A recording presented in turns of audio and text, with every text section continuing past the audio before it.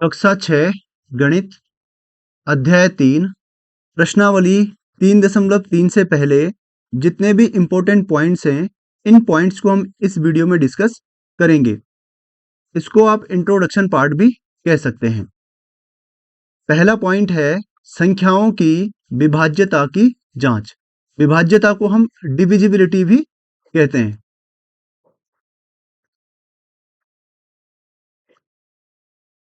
तो सबसे पहले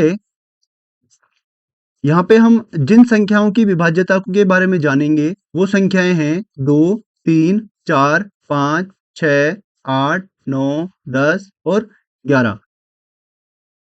तो सबसे पहले 10 से विभाज्यता, तो इसको आपको याद करना है। तो यहां से हम स्टार्ट करते हैं। एग्जाम्पल के साथ मैं आपको समझाऊंगा। यदि किसी संख्या के इकाई के स्थान पर 0 हो तो वह संख्या 10 से विभाज्य होती है। इसको आपको याद कर लेना है, अपनी नोटबुक में लिख लेना है। यदि किसी संख्या के इकाई के स्थान पर अंक 0 हो तो वह संख्या 10 से विभाज्य होती है। जैसे अगर मैं देखूं तो 10 के जो गुणज हैं वो हैं 10 एकम 10, 10 दूना 20, 10 तिया 30, 10 चौको 40। तो यहाँ पे आप देखेंगे इनके इकाई का अंक क्या है? 10 है, सॉरी 0 है। क्या है? 0।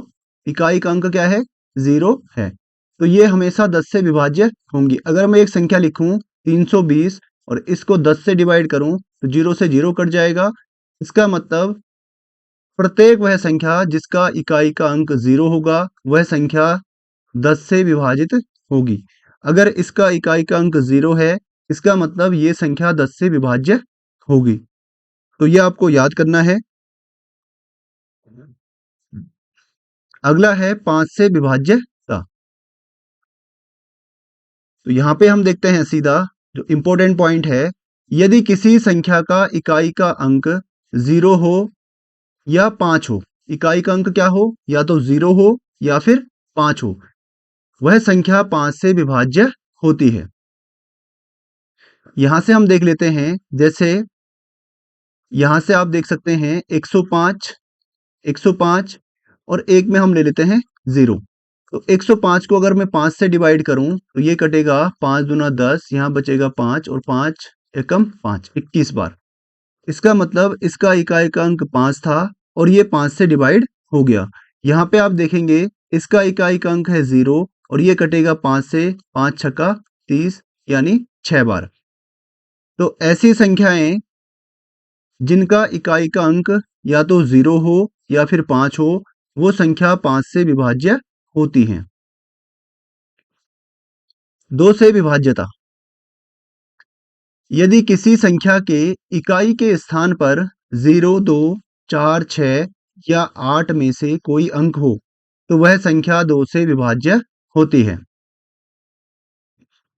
किसी संख्या के इकाई का अंक जैसे 2, 4, 6, यहाँ पे इकाई का अंक कितना है? 6, 3, 4, 5, 2, यहाँ पे इकाई का अंक कितना है? 2, 3, 2, 0, यहाँ पे इकाई का अंक कितना है? 0, 6, 4, 4, यहाँ पे इकाई का अंक है 4, 6, 3, 2, 8, 8, 7, 6, 8, यहाँ पे इकाई का अंक है 8।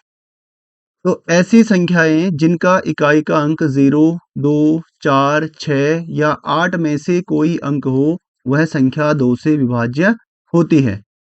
तो ये सारी की सारी संख्याएं 2 से विभाज्य होंगी क्योंकि इनका इकाई का अंक 6, 2, 0, 4 और 8 है।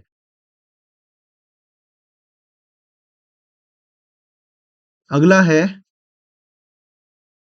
3 से विभाज्यता। 3 से विभाज्यता के लिए यहाँ पे हम देखते हैं यदि किसी संख्या के अंकों का योग 3 का एक गुणज हो तो वह संख्या 3 से विभाज्य होती है।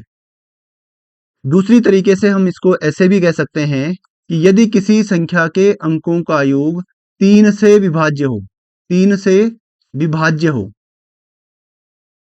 या 3 से पूरा पूरा भाग जाता हो तो वह संख्या 3 से विभाज्य होगी। जैसे एक संख्या मैं लेता हूं 105 और इसके अंकों का योग मैं करता हूँ 1 + 0 + 5, अंकों का योग होगा 6 और अगर इस 6 में 3 का भाग जाता है, 3 दूना 6, इसका मतलब 105 में भी 3 का भाग चला जाएगा। जैसे 36, इसके अंकों का योग 3 + 6 = 9, तो इसमें 3 का भाग जाएगा 3 बार, इसका मतलब इसमें भी 3 का भाग चला जाएगा। ध्यान से समझना, एक संख्या मैं और लेता हूं, यहाँ पे इसके अंकों का योग 7 2 9 और 9 18, अंकों का योग होगा 18 और इसमें 3 का भाग जाता है 6 बार, इसका मतलब इस संख्या में भी 3 का भाग चला जाएगा।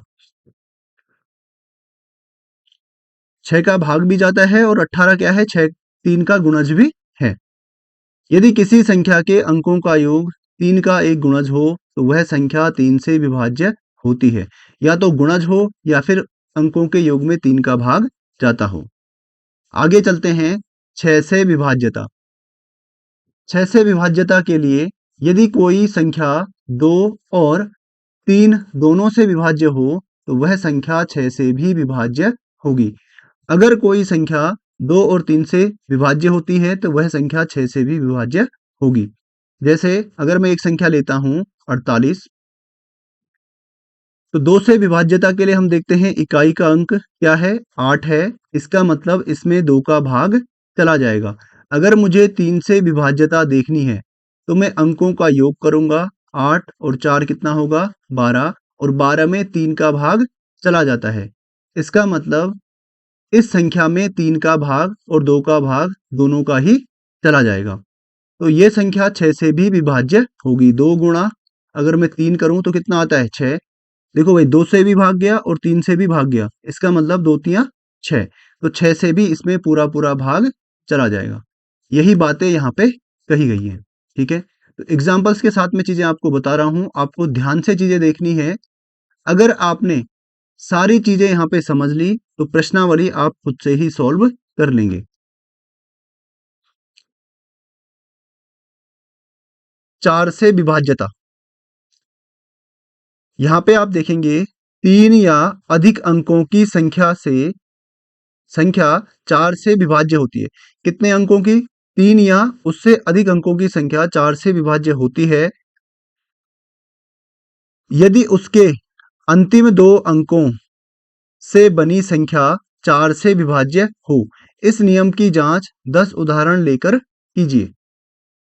भाई, 4 से विभाज्यता के लिए 3 अंकों या फिर उससे अधिक अंकों से बनी संख्या 4 से विभाजित होती है यदि उसके लास्ट 2 अंक क्या हों, 4 से विभाज्य हों। जैसे 512, लास्ट के 2 अंक हमें देखने हैं, कौन से, इकाई और दहाई के स्थान के अंकों से बनी संख्या।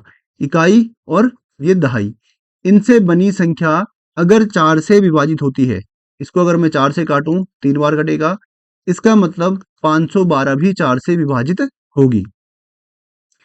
इसी तरीके से 728, लास्ट के 2 अंक आपको देखने हैं, अगर इसमें 4 का भाग जाता है कितनी बार, 7 बार, इसका मतलब 728 में भी 4 का भाग जाएगा। एक एग्जाम्पल मैं और लेता हूं,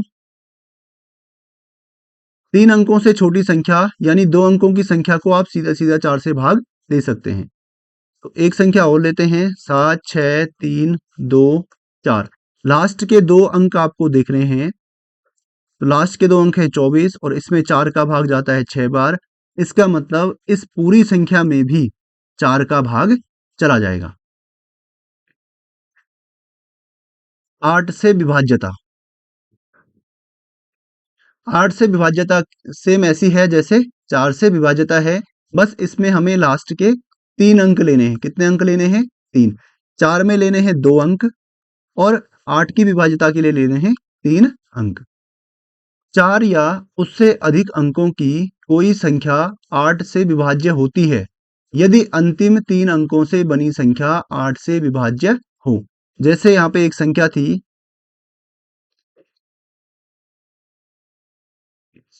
एक संख्या कुछ ऐसे है, तो इस संख्या में हमें लास्ट के 3 अंक यानी इकाई दहाई सैकड़े से सैकड़े के अंकों से बनी संख्या, इसको हमें देखना है। अगर 216 में 8 का भाग जाता है, 8 गुना 16, 5, 6, 8 सत्ता 56। अगर लास्ट के 3 अंकों से बनी संख्या में 8 का भाग जाएगा, इस पूरी संख्या में भी 8 का भाग जाएगा। तो ये पॉइंट आपको यहां से याद कर लेना है और इसको समझना भी है, ठीक है। 4 या उससे अधिक अंकों की संख्या 8 से विभाज्य होती है यदि अंतिम 3 अंकों से बनी संख्या 8 से विभाज्य हो। जैसे ये वाली संख्या है, इसको हम चेक करते हैं, 53,512। तो लास्ट के 3 अंक हमें देखने हैं। इसमें अगर हम 8 से भाग दें, 8 छक्का 48, यहाँ बचेगा 3, उतर के आएगा 2 और 8 चौको 32। इन 3 अंकों में, लास्ट के 3 अंकों में 8 से पूरा पूरा भाग चला गया, इसका मतलब ये संख्या 8 से विभाज्य होगी। 9 से विभाजिता सेम 3 की तरह है, इसमें भी हम अंकों का योग निकालते हैं और अगर अंकों के योग में 9 का भाग चला जाए तो ये संख्या भी 9 से विभाज्य होती है। इसको आप नोट कर लो या फिर याद कर लो। यदि किसी संख्या के अंकों का योग 9 से विभाज्य हो तो वह संख्या भी 9 से विभाज्य होती है। अगर किसी संख्या के अंकों का योग 9 से विभाज्य हो तो वह संख्या भी 9 से विभाज्य होती है। एग्जाम्पल 6, 3, 4, 5। अगर ये संख्या है और अगर हमें चेक करना है कि इसमें 9 का भाग जाएगा या फिर नहीं, तो हम क्या करेंगे, इसके अंकों का योग करेंगे। 6 + 3 + 4 + 5। 6 और 3 9 और 4 13 और 5 18। अगर योग में यानी 18 में 9 का भाग जाएगा तो इसका मतलब इस संख्या में भी 9 का भाग पूरा पूरा जाएगा। एक एग्जाम्पल हम और लेते हैं यहां से। इसके अंकों का योग करते हैं, 5, 2, 8 और 3। 5 और 2 7 और 8 15, 15 और 3 18। इसमें भी 9 का भाग जा रहा है, इसका मतलब ये 9 से विभाज्य है। इसको अगर हम लेते हैं 6, 4, 6, 0, 8, तो इसमें भी 9 का भाग जाएगा क्योंकि 6 और 4 10 और 8 18। एक और संख्या हम लेते हैं, 5 और 3 8, 8 और 6 14, 14 और 7 21। 21 में 9 का भाग नहीं जाता, इसका मतलब इसमें 9 का भाग नहीं जाएगा। तो 9 से विभाजिता और 3 से विभाजिता सेम है। इसमें हम अंकों का योग करते हैं और 9 या फिर 3 से डिवाइड कर देते हैं। और डिवाइड करने के बाद अगर पूरा पूरा भाग जाता है तो पूरी संख्या 9 से विभाजित होगी और नहीं जाएगा तो नहीं होगी। 11 से विभाजिता। 11 से विभाजिता का नियम कुछ इस तरीके का है। किसी संख्या की 11 से विभाजिता की जांच के लिए दाएं से विषम अंक स्थानों के अंकों का योग और सम स्थानों के अंकों का योग का अंतर ज्ञात किया जाए। यदि यह अंतर 0 है या फिर 11 से विभाज्य है तो वह संख्या 11 से विभाज्य होती है। तो एक बार और पढ़ते हैं और थोड़ा सा आप ध्यान देना। किसी संख्या के की 11 से विभाज्यता की जांच के लिए दाएं से विषम स्थानों के अंकों का योग। किसी संख्या के दाएं से विषम स्थानों के अंकों का योग और सम स्थानों के अंकों का योग का अंतर ज्ञात कीजिए। यदि यह अंतर 0 है या 11 से विभाज्य है तो वह संख्या 11 से विभाज्य होगी। जैसे ये वाली संख्या मैं ले रहा हूं, 6, 1, 8, 0 और 9। यहां से अगर मैं दाईं ओर से गिनूं, 1 अंक, 2, 3, 4 और 5 अंक।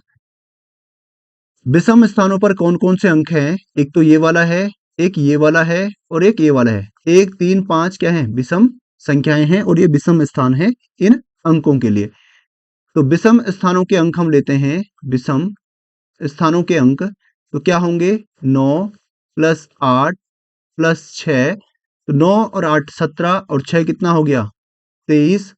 अब हम लेंगे सम स्थानों के, ये विषम स्थानों के अंक थे, अब हम लेते हैं सम स्थानों के अंक। सम स्थानों के अंक 0 + 1 बराबर कितना होगा? 1। इन दोनों का अंतर इसने कहा है अंकों के योग का अंतर ज्ञात किया जाए। इनका अंतर हम निकालेंगे 23 - 1 बराबर 22। और लास्ट में इसने कहा यदि अंतर 0 हो, या तो अंतर 0 हो या फिर 11 से विभाज्य हो। इसको मैं 11 से भाग दूंगा तो ये कटेगा 2 बार, तो 11 से विभाज्य है तो वह संख्या 11 से विभाज्य होती है। तो ये पूरी संख्या भी 11 से विभाज्य होगी। यहाँ पे भी सेम चीज की है। यहाँ पे इनका अंतर निकाला है और यहाँ पे इनका योग निकाला है, सॉरी। दाएं से विषम स्थानों के अंकों का योग, विषम स्थान के अंकों का योग 8 और 3 11, सम स्थान के अंकों का योग सम स्थान पे है 0। यहाँ पे विषम स्थानों पर हैं 1 और 3 4, यहाँ पे 3 और 1 4, इनका अंतर है 0। यहाँ पे सेम चीज हमने कर ली है और इनका अंतर है 22। और ये सारे के सारे या तो 0 आए या फिर ऐसी संख्या आए जो 11 से विभाज्य हो, तो वो संख्या भी 11 से विभाज्य होती है। जैसे मैं एक संख्या लेता हूँ 7 6 3 2 5। यहाँ से अगर मैं विषम स्थान के अंकों को देखूं तो ये विषम स्थान के अंक हैं। इनको मैं लिखता हूँ 6 7 3 और 5। इनका योग होगा 5 और 3 8 और 7 15, 15 और 6 21। यहां से अगर सम स्थानों के अंकों का योग निकालें 6 और 8 14, 14 और 2 16, 6 + 8 + 2 बराबर कितना होगा? 8 और 6 14 और 2 16। इनका अंतर अगर निकालें तो अंतर आएगा 5 और 5 में 11 का भाग नहीं जाता, तो ये संख्या 11 से डिवाइड नहीं होगी। तो विभाज्यता के रूल हमने पढ़े, जिसमें हमने 2 3 5 और 6, फिर उसके बाद 8 6 8 9 और 11 की विभाज्यता हमने पढ़ी। इससे संबंधित जो प्रश्नावली है 3.3, उसके क्वेश्चन हम आगे करेंगे। तो वीडियो को आपको लाइक और शेयर करना है।